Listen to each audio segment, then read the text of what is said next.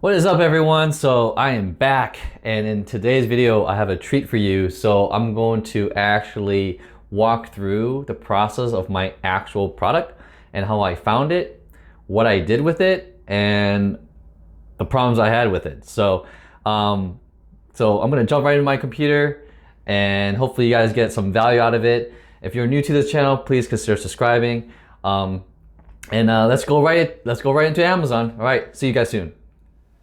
Okay guys, we are in Amazon. So I'm going to walk you through how I found my product and what criteria I used to determine that this was the product I was going to go with and run with it. All right.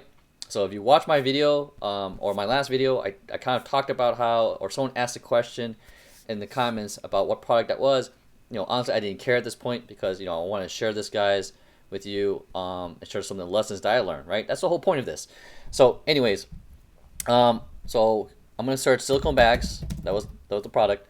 Now notice the keywords here. Now for those of you who are new to product research, this is what some of the most popular terms that people are searching for according to Amazon's algorithm.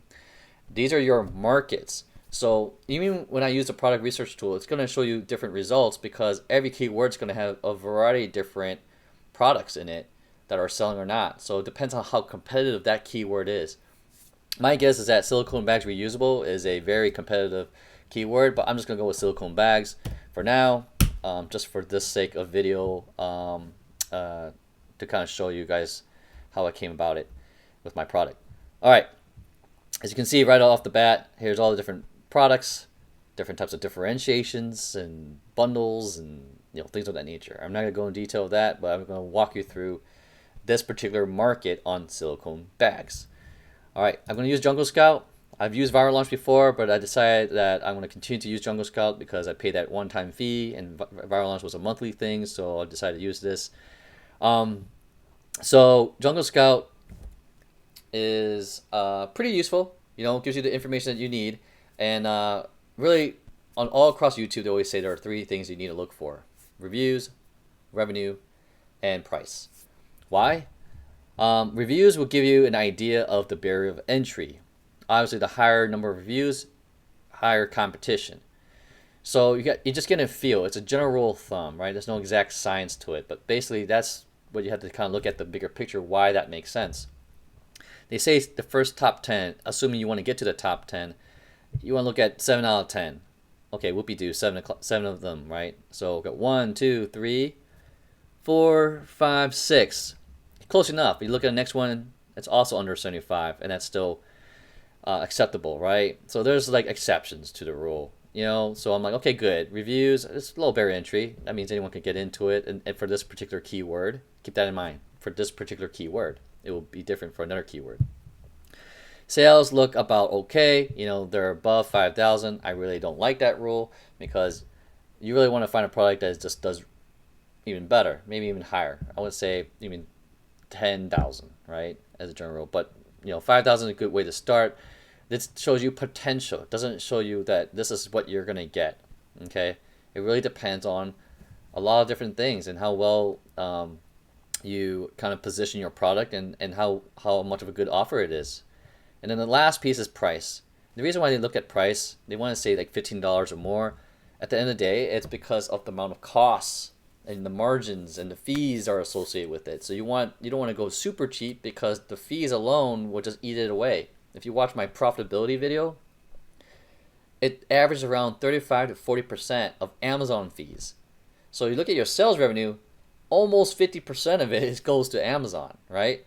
And whatever's left over is basically the money that you can play with when it comes to marketing, right? That's before you have marketing spend, So keep that in mind. That's important to look at. Say, can I source a product cheap enough where the ROI is high enough to compete? So those are the three criteria. Again, it's completely just objective in terms of the numbers itself, but it does not guarantee that you're going to see like the success of it. It really comes down to how well you position your offer.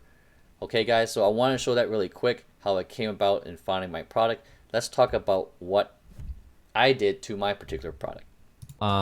Just to kind of prove to you, right, that I'm not lying about the product itself. I don't have my actual product because they're all packaged up and they're defective units. I kind of want to show, but I'm going to show you my sample that I got. And I'm telling you, legitimately, this is an ugly color green sample. This is the silicone bag, okay, that I had the manufacturer or the supplier send to me. And that's what we used to kind of start with as a template for design. So what did I do, okay? The first thing I did was I want to make sure that there was no patent. Believe it or not, a lot of these bags out there, they're in violation of a design patent that was out in the UK. Now, what's interesting enough is that Amazon actually acknowledges all patents, not just US based, it's around the world. So I then told the supplier to then make some changes to the design. That costs money. So I went on my way and tried to be the good seller that I am to make sure that I didn't violate a patent and had them kind of redesign a little bit of the bag, right? And then I had them test it because the number one complaint, I looked at all the negative reviews, is that people were saying they're too difficult to open, right? They're like so difficult that they couldn't even get the seal to open, And so I made sure that this particular bag was like, pretty easy to open and close too. So with that said, guys, I went on my way to go and work on these improvements. And even with these improvements, I became short-sighted because I didn't go deep enough into the reviews. So despite the fact that I spent the money to put my personal branding on it, right? I'll talk about my label, right? The design to make sure that it was easy to open and close, and that change the design a little bit so it looks slightly different from the actual patent itself. At the end of the day, that didn't matter. So yes, if it's an existing customer, they might know the difference. But if it's a brand new customer, they're just gonna assume the bags are gonna be easy, right? And so I was short-sighted in that. I wish I went a little bit deeper. So that was a lesson learned. So I did some design changes. I tried to improve the product. And what I did was I didn't make a very desirable or good enough offer compared to some of the other competition, right? Again, keep in mind, I'm a brand new seller, right? And I'm trying to figure it out and try to make best use of the cash that I had. So anyways, guys, so this is what happened. This is what went a little bit wrong. We had to make some shifts. So people were still complaining about it being slightly difficult. Now, we didn't keep in mind that some of these people were using it for their children. And it wasn't designed for children. It was designed to be like a storage bag, right? There were people who were using it as a sandwich bag. So children was having difficulties. So we had to change our product inserts. We had to change our listing. And here's the problem with that. Once you have your batch of inventory being shipped and everything, changing your product insert isn't as easy. You have to live through that round and get the supplier to fix the next round with the new inserts, the new whatever improvements you want to make based on feedback you got from your first batch. So there's a huge lag, right? We're talking about 30 days almost from production to shipping. So we had to, obviously use customer service, change the listings, and then, give proper instructions to people manually through email. As you can tell, it was like growing pains, right? And then the other thing we learned was that the other complaint was older people that have arthritis or people who have arthritis in general. They have a tough time using the bags. So it's like, oh my gosh, first the young people, now the older people. So it's just like, okay, how do I fix that? How do we make this even easier? And so it's just like, I learned one thing. You can't make everyone happy. You kind of have to live with it. There's only so much you can do about it. And so we were getting, that type of feedback, and then we get a lot of other feedback, which is good feedback. They're like, they love the bags, but they want different sizes. They want, hey, do you offer a gallon size bag? And I'm like, oh my gosh, like for us to go and create a brand new gallon size bag, it's gonna cost more money to create a new mold, because we got that, an estimate for that. And then it's a different type of product, different SKU. We can't bundle it, package it, because our existing inventory was already packaged. So it's, unless we ship everything back to our home and repackage everything, it was gonna be just gonna be a lot of hassle and a lot of money. So like, how do we make that transition where we're not losing our sales velocity and not losing our reviews? Because when you make a new listing, you're basically starting from ground zero again, right?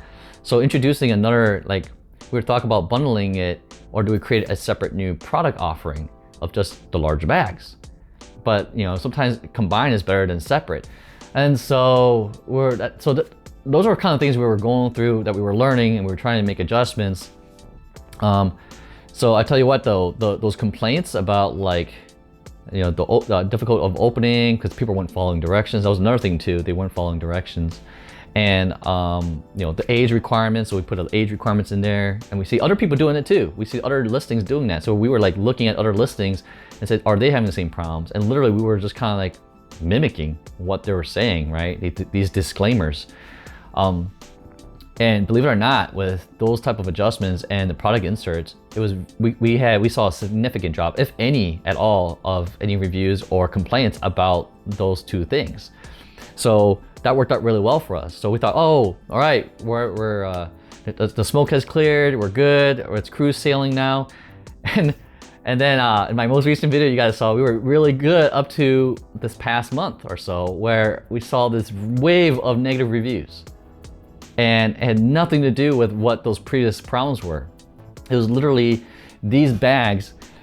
I think that, again, if you watch my last review, I think my manager, they encountered a flood. I think that the equipment they were using didn't properly open the bags up. So what we're seeing is that these bags are like completely sealed. You couldn't even open it. That was insane. So people were complaining about it, and it was just being ripping. And yeah, so that's pretty much it, guys. Like, I kind of want to talk about like, what went well and what didn't, right? And so once we overcome those hurdles, we were like, okay, doing good. All we were focusing on was our PPC campaigns and optimizing our marketing. And then bam, you get hit with something, right? That's out of your control. So we're doing a lot of the customer service, responding to emails, setting replacements, all those sorts, right? But guys, like, you're gonna probably encounter that. Now, would I go back and do this? Probably not. I'll probably find like another product as simple as, I don't know, maybe like this little toy here, like, simple, less moving parts, right? Like something like that. Like, I'm almost thinking to a point where, can you find another product that has like, that has less things going like to go wrong, right? So anyways, you guys get the point. I can't even make that guy stand up, man. Anyways, you guys get the point. That's pretty much it, guys. I just want to kind of show you guys like how I came about the product, why I picked it, why I thought it was a good idea, and I ran with it without doing a lot of analysis, because I didn't want to be stuck in what they say, analysis paralysis. I wanted to go through the motions and see if I can get a product out there and make it work, and it certainly did. But I didn't pay attention to the details that I didn't realize that were overlooked. The ROI wasn't quite there. The cost of me making all these changes to the product actually ate into my profitability and margins to producing that product. So at the end of the day, guys, it's one of those things where when I do plan on liquidating it, maybe down the road, I might look at another product. I know I'm pursuing other business models in the meantime, but this is just part of the whole entrepreneur journey, guys. And at my cost is your gain for learning some of these things, and hopefully you guys took away from this video to kind of like, avoid some of these mistakes. So, all right, guys, if you like this video, please give it a thumbs up. And if you have any questions, or just feel free to drop a comment below, okay? And don't forget to subscribe if you're brand new. So, all right, I will catch you guys in the next one. Peace.